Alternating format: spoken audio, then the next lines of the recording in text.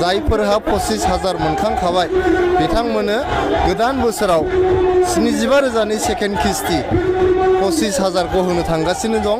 ओंखायनो जिहेतु हाग्रामा महिलारि सारा थलासे सना होनो होननानै थगायनायखाय बिथांखौ बोराबबाय आरो प्रमद बर' सारा 75,000 रां होनो होननानै प्रथम किस्ति 75,000खौ होनायनि थाखाय बेखौ मोजां मोननानै दिनै बड'लेण्ड ओनसोलनि आइजोफोर लोगोसे जोंना हौवाफ्राबो 2,000नि बांसिन जोंनि जमदुवार समस्तिनि बालागाव बे ओनसोलाव जोंनि इपिपिएलआव जइन जाफैबाय।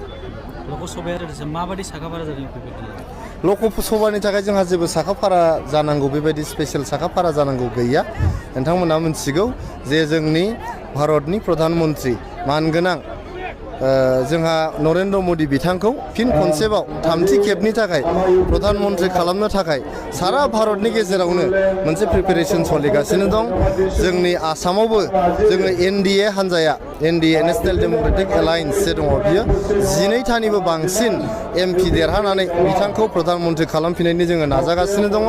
जोंनि बिटिआरआव मोननै समस्ति दङ, क'क्राझार आरो दरं उदालगुरि। जोङो मोननैबो समस्तिखौनो एनडिएआ देरहागोन।